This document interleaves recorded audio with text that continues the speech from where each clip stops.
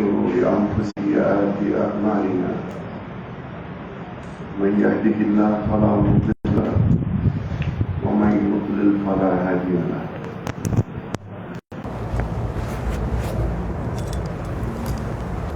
أشهد أن لا إله إلا الله وحده لا شريك له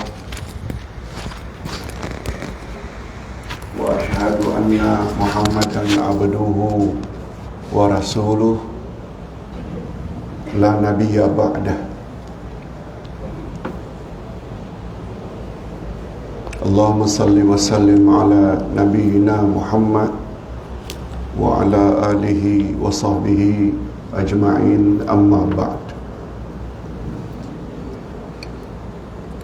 Hadirin dan hadirat serta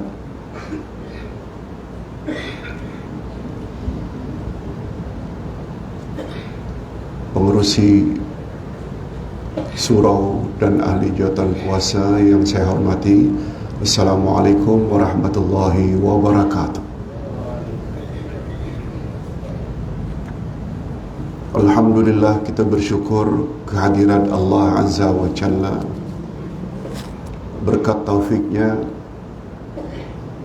pada pagi ini kita dapat sekali lagi bersama menghadirkan diri dalam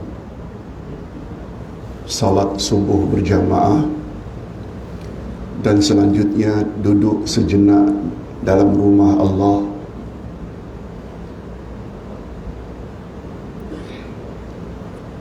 semata-mata dengan tujuan untuk mendapat keredaan Allah.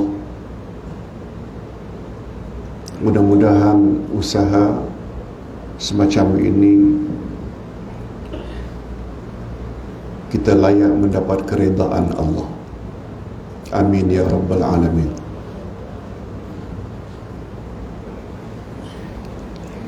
Hanya saja bila ditanya mengapa kita sangat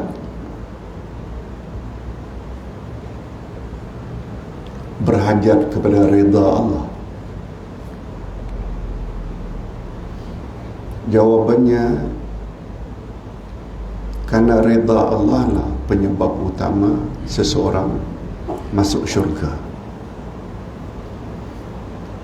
Karena disebabkan mendapat redha Allah lah seseorang terhindar daripada api neraka.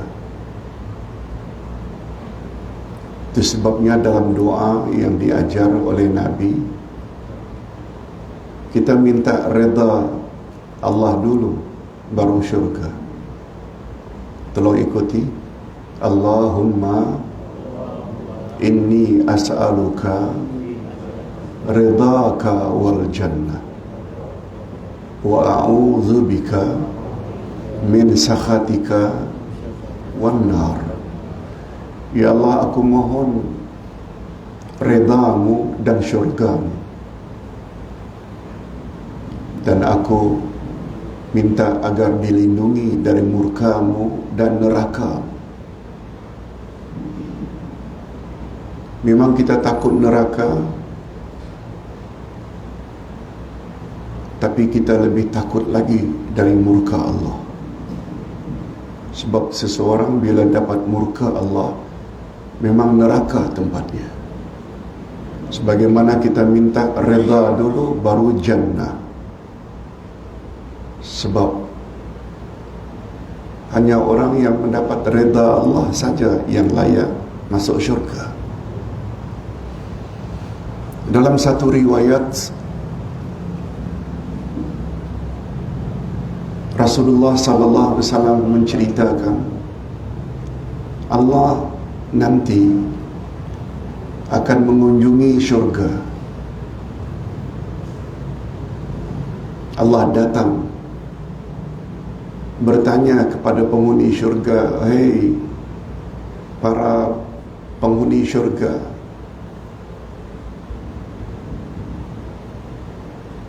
apa yang kamu dapati? Apakah kamu telah mendapat sebagaimana yang aku janjikan dalam syurga?"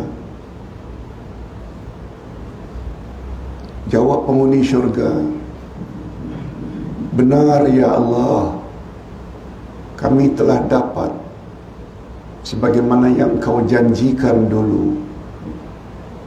Malah kami dapati lebih daripada apa yang kami bayangkan. Memang pun, sebab Nabi pernah menggambarkan bahawa syurga ma la ainun ra'at wala uzunun sami'at wala khatara fi balil bashar. Kata Nabi, syurga itu ialah apa yang matamu tak pernah tengok keindahannya, apa yang telingamu tak pernah dengar kemerduan suaranya, apa yang fikiranmu tak pernah terbayangkan kehebatannya. Jadi wajar saja kalau dijawab, kami dah dapat semua apa yang Kau janjikan, malah lebih dari itu. Lalu Allah tanya, mau tak kamu sekalian, wahai penghuni syurga, aku beri engkau lebih daripada apa yang kamu nikmati sekarang ini? Penghuni syurga dikatakan heran, ya Allah, ada lagi ke yang lebih dari ini? Ada. Ya Allah, apa dia? Allah jawab, redaya, redaku. Ini menguatkan lagi, betul tak reda Allah itu nikmat yang paling tinggi? Nah, bila topik ini kita kaitkan dengan apa yang imam tadi baca pada rakaat pertama setelah surat Al-Fatihah, semakin clear, semakin jelas, yaitu surat Al-Ghashiyah. Kita tidak tafsirkan keseluruhannya sebab surah ini panjang sampai 26 ayat. Kita ambil saja 9 ayat pertama.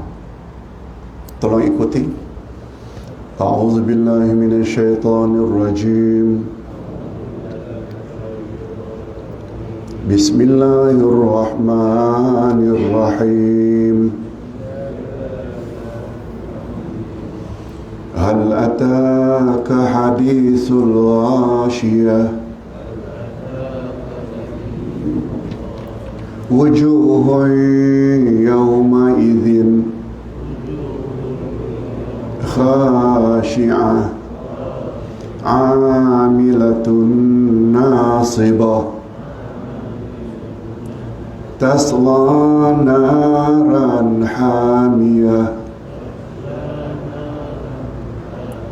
تسقى من عين آنية ليس لهم طعام إلا من ضريع لا يسمن ولا يغني من جوع وجوه يومئذ ناعمة لسعيها راضية. Okey, demikian 9 ayat pertama surat Al-Ghashiyah. Kita coba tafsirkan dalam masa lebih kurang 40 minit ini.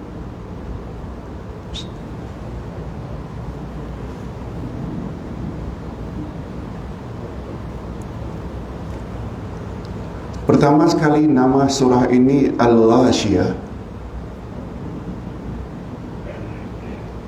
Al-Ghashiyah salah satu dari nama hari kiamat. Al-Ghashiyah dia adalah salah satu daripada nama hari kiamat.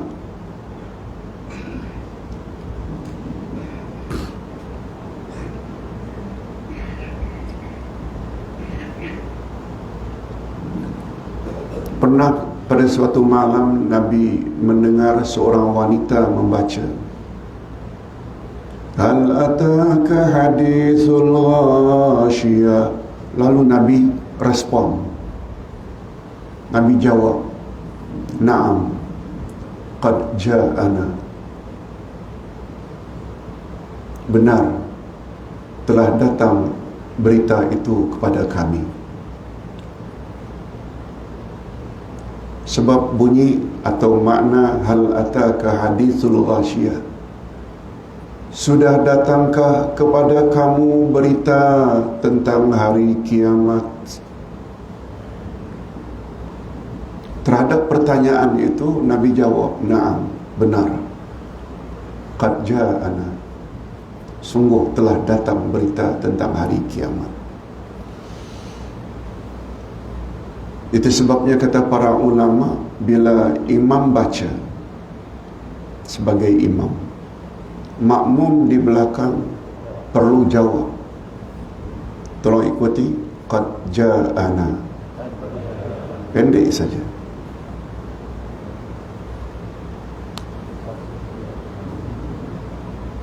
Tolong kita praktikkan.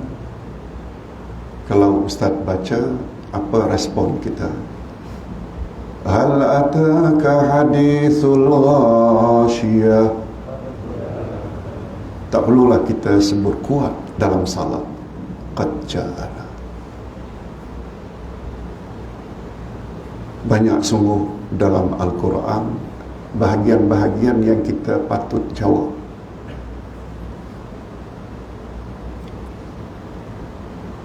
Yang kita biasanya jawab ayat terakhir dari surat Al-Nashrah. Alaihissallahu biahkamil hakimin. Bukankah Allah itu hakim yang paling adil? Bala syahidna wa ana ala dzalika minasyahidin. Benar, kami menjadi saksi engkau adalah hakim yang paling adil. Itu jawaban. Menjawab ayat-ayat Quran ini mustahab. Pada satu hari Nabi pernah membaca surat Ar-Rahman di hadapan para sahabat. Dari awal hingga akhir sahabat diam saja.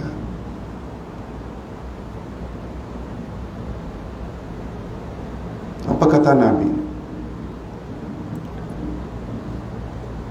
Aku pernah baca surah Ar-Rahman di hadapan masyarakat jin. Wallahi, demi Allah, mereka lebih baik dari kamu. Sahabat jadi teruja, jin lebih baik. Lalu Nabi jelaskan, setiap sampai ayat fabi ayyi ala'i rabbikuma tukadziban, jin beri respon, la syai'a min ni'amika nukadzib falakal hamd. Yang kamu sekalian diam saja, apa pasalnya?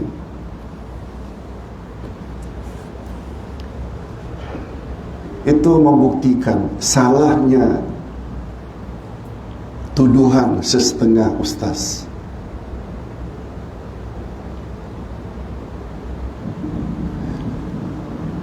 Sebaik-baik jin, mana manusia yang paling jahat, itulah sebaik-baik jin. Dah jadi macam itu. Dah, jin juga ada yang jin Islam. Macam kuliah Ustaz petang semalam jam 5.30. Jin ada Islam, jin ada kafir. Apa makna ayat fabi ayyi ala'i rabbikuma tukadziban? Terhadap nikmat Tuhanmu yang mana lagi kamu, hei manusia dan jin, yang kamu akan dustakan? Pertanyaan. Jin langsung menjawab, la syai'a min ni'maka nukadzib falakal hamd. Tidak ada satu pun nikmat engkau yang kami dustakan, bagimu segala puji-pujian. Itu respon jin yang Nabi puji. Surat Ar-Rahman ini, ayat yang sama itu diulang sampai 35 kali. Separuh.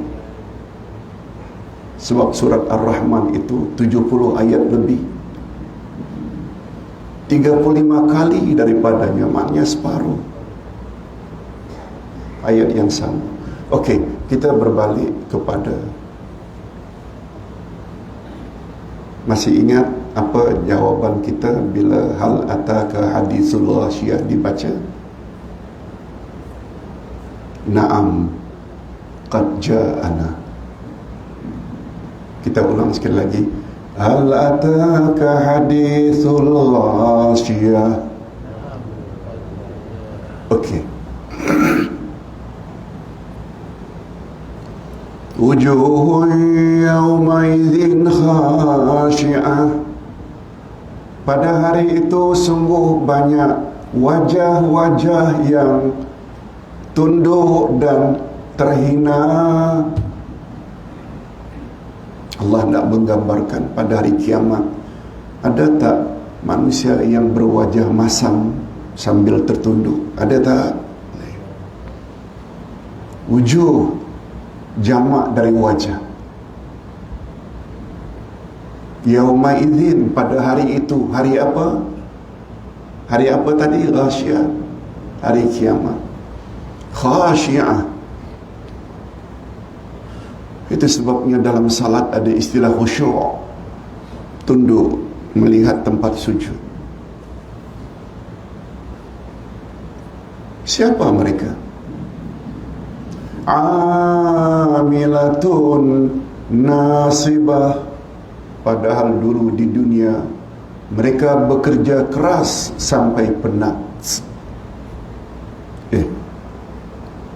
Orang rajin nasibnya macam itu? Allah yang cerita.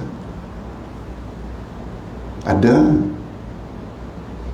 orang yang rajin di dunia berbuat sesuatu, tapi nasibnya di akhirat merasa terhina, tunduk, takut.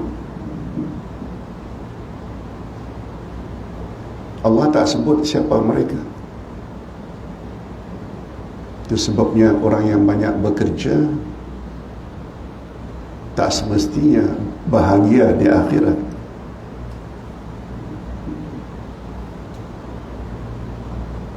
Orang-orang Cina siang malam bekerja sampai penat. Kata orang Indonesia sampai capek. Apakah mereka layak masuk syurga? No. Orang Islam juga kalau bekerja keras itu bukan jaminan.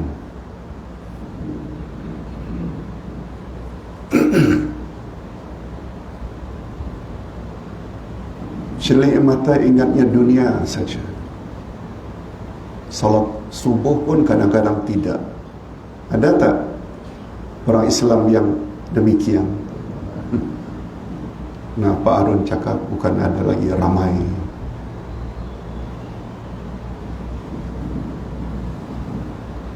Buktinya kampung kita ni ribuan penduduknya. Mengapa yang datang hanya 2 saf?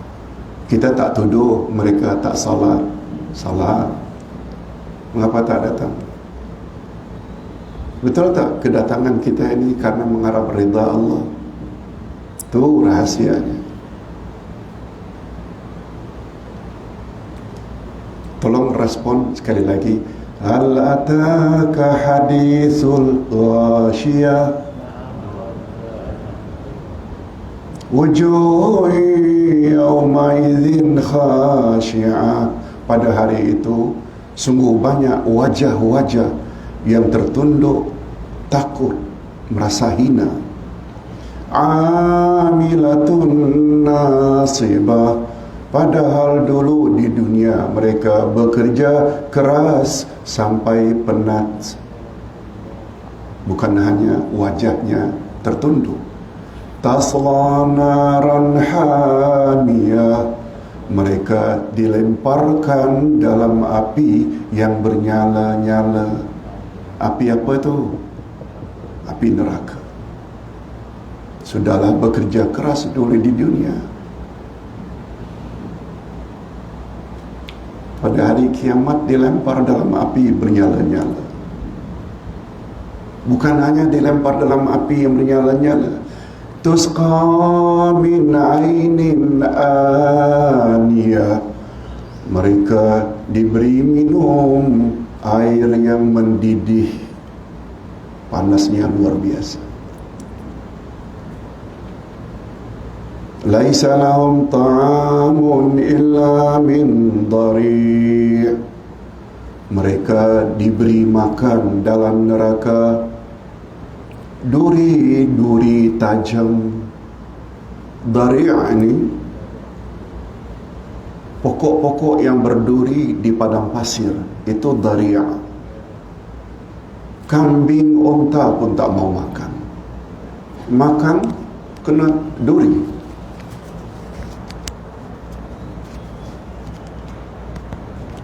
Tapi dhari' itu dia adalah makanan penghuni syurga ke neraka? Neraka. Lalu kita tertanya-tanya, siapa mereka? Ini jawabannya.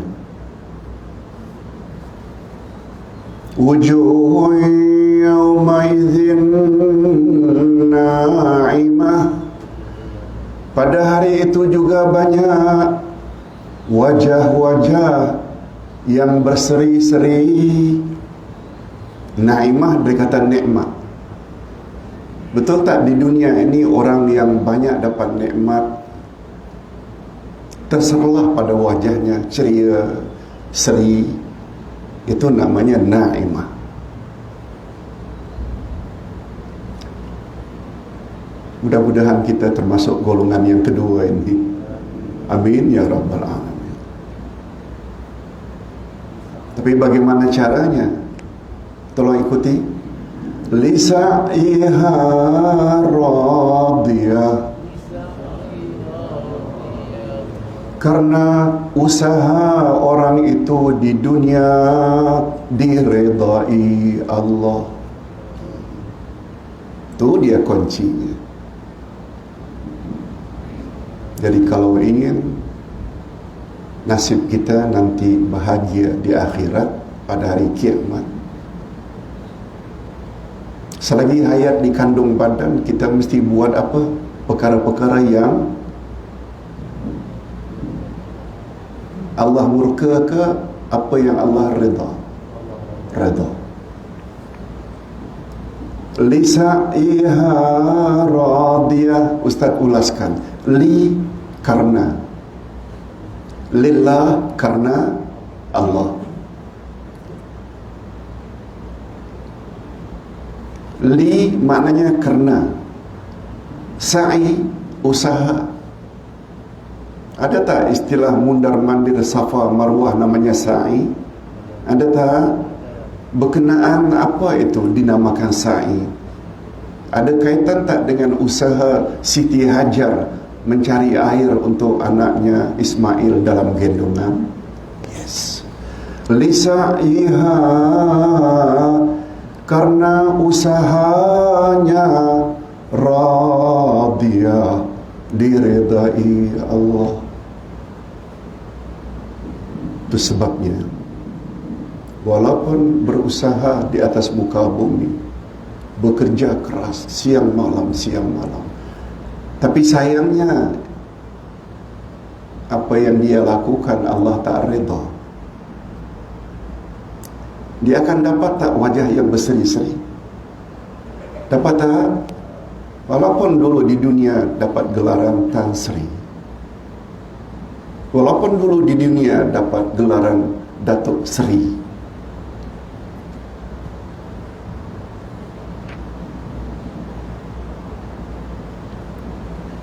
di sini perlunya kita faham Al-Quran. Betul tak dengan kefahaman kita boleh jadikan dia sebagai pedoman dalam hidup? Betul tak? Yes. Kita bentuk diri kita dengan bentukan Allah yang dipanggil dengan sibghatullah, celupan Allah. Allah celup kita dengan apa yang Allah atur.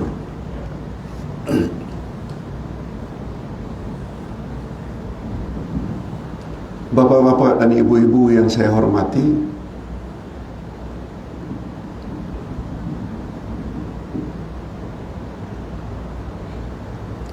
apa di antara contoh Pak Ustaz untuk mendapat redha Allah? Kalau itu pertanyaannya, usahakan di dunia selain buat apa yang Allah suruh, jauhi apa yang Allah larang. Betul tak itu mengundang redha Allah? Bapak-bapak dan ibu-ibu, pengalaman kita punya anak umpamanya 5 orang.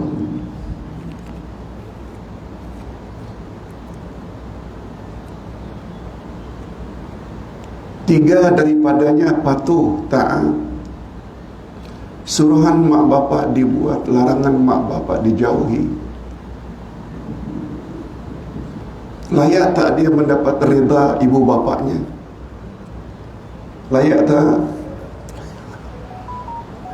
Sementara yang 2 lagi terhadap suruhan mak bapak dia tak buat, larangan mak bapak dia langgar. Betul tak boleh menimbulkan murka mak bapak kepada yang 2 itu? Prinsipnya lebih kurang macam itu. Bukan tak menyamakan Allah dengan makhluk, bukan.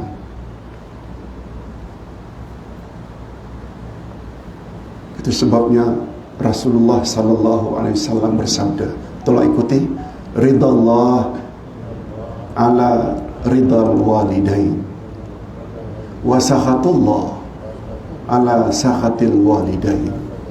Murka Allah padamu sangat tergantung sampai di mana redha Allah padamu sangat tergantung sampai di mana redha ibu bapakmu padamu.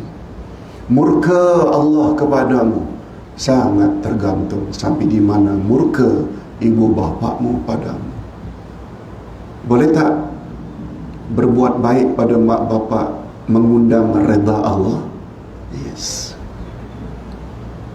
Walaupun salatnya banyak, puasanya banyak, tahajudnya banyak, zikirnya banyak, tapi dalam hidup tidak menggembirakan hati mak bapak, jangan mimpilah dapat redha Allah.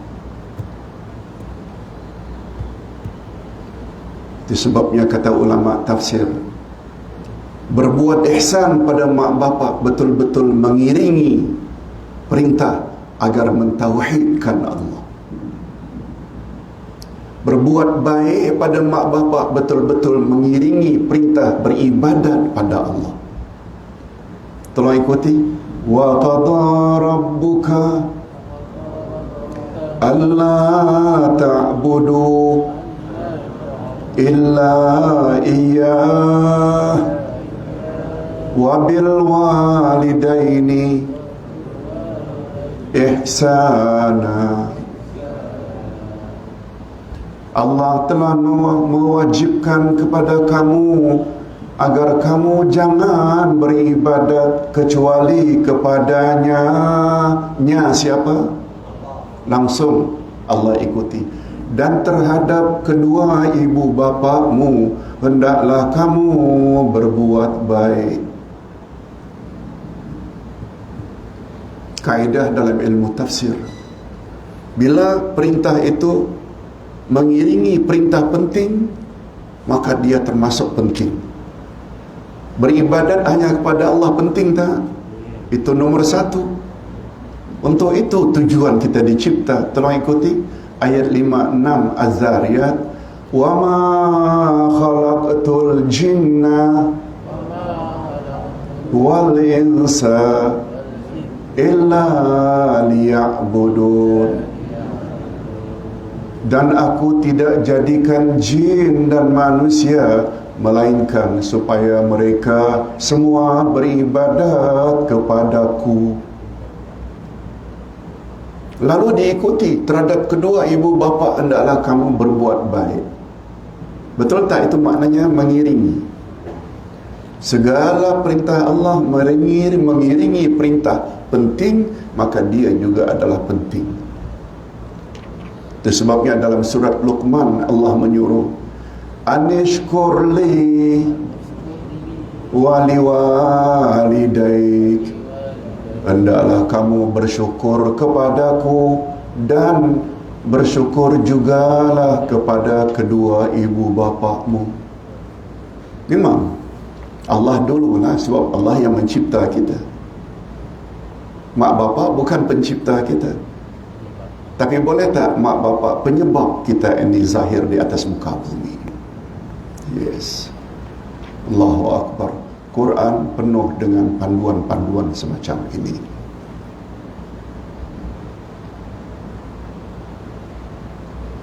Hadirin dan hadirat yang saya hormati,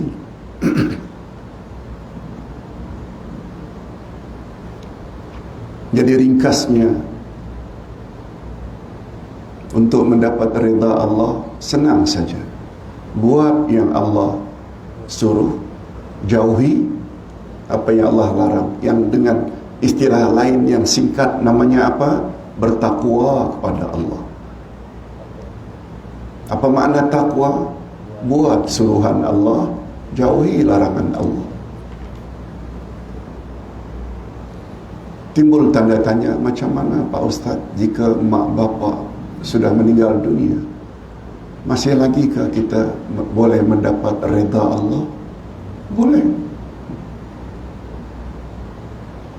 Nabi pernah ditanya, andai kata ibu bapakmu sudah meninggal dunia, kamu masih boleh lagi berkhidmat untuk mereka. Jadilah anak yang saleh dan salihah. Buat suruhan Allah, jauhi larangannya. Amal salih anak sampai tak kepada mak bapak? Doa anak sampai tak kepada mak bapak? Sampai kata Nabi, doa anak untuk ibu bapaknya tak ada sedikit pun yang jadi penghalang. Dalam hadis riwayat Imam Bukhari, Nabi mengisahkan orang yang ada dalam neraka, orang yang di dalam kubur diazab. Tiba-tiba berhenti azabnya dan diangkat tinggi derajatnya. Lalu mereka bertanya, Rabbi, ayu syai'in hadha? Mengapa derajat aku engkau angkat setinggi ini? Lalu dijawab, waladuka alladhi yad'u laka fid dunya. Karena anakmu baru sebentar di dunia berdoa agar aku ampunkan dosa-dosamu. Itu sebabnya pastikan sebelum kita meninggal dunia, semua anak cucu hafal doa pendek. Tolong ikuti, Rabbighfirli wali walidayya warhamhuma kama rabbayani saghira. Ya Allah, ampunkanlah dosaku dan dosa kedua ibu bapakku. Ya Allah, cucurilah rahmat kepada mereka sebagaimana mereka dulu telah didik kami sejak dari kecil. Boleh.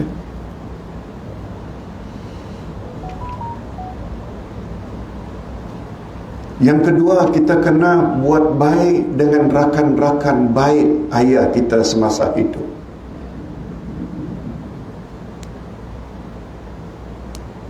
Buat baik. Pada suatu hari, Abdullah bin Umar bin Al-Khattab jalan naik onta di kota Madinah. Lalu terserempak dengan satu orang anak badui. Kita tahulah bila badui maknanya anak yang tidak berpelajaran, orang padang pasir. Abdullah bin Umar beri salam. Dia jawab. Abdullah bin Umar suruh ontanya duduk supaya anak badui boncengan. Lalu berjalan. Abdullah bin Umar tanggalkan selendang menutup kepalanya, bagi pada anak badui. Suasana ini disaksikan oleh Abdullah bin Dinar. Abdullah juga bin Dinar. Agak heran, mengapa Abdullah? Ingat hadirin, Abdullah bin Umar bin Al-Khattab adalah orang kedua terbanyak menghafal hadis Nabi. Jadi kedudukannya tinggi tak? Tinggi. Orang pertama Abu Hurairah. Orang kedua banyak hafal hadis Nabi. Siapa tadi? Abdullah bin Umar. Yang ketiga Siti Aisyah, isteri Rasul. Orang yang terbanyak menghafal hadis Nabi. Kata Dr. Yusuf Al-Qaradawi.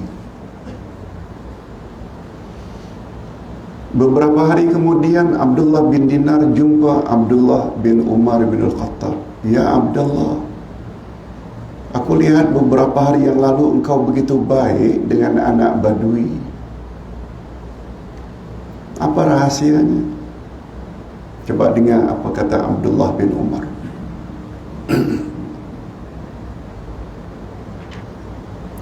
Bapa anak Badui itu rakan baik bapakku Umar bin Khattab radhiyallahu anhu. Mengapa aku begitu baik dengan dia, anak dengan anak? Karena Nabi pernah bersabda, telingaku sendiri yang dengar cara yang paling baik membantu ibu bapa yang telah meninggal dunia. Jalin hubungan baik dengan mereka ketika di dunia. Ini Azman Salahuddin Salih Singa dulu itu kawan baik Ustaz. Sampai hari ini beliau terus jalin dengan baik. Yes, macam itu.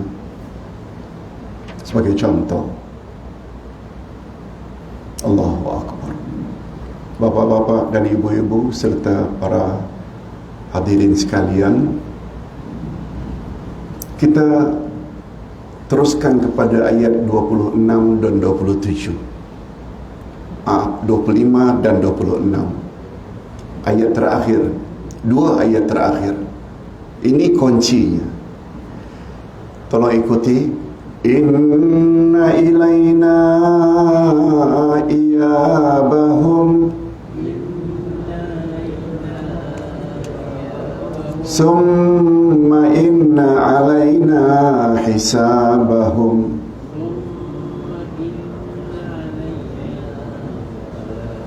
Sesungguhnya kepada kamilah mereka semua kembali. Iyab sama dengan rujuk.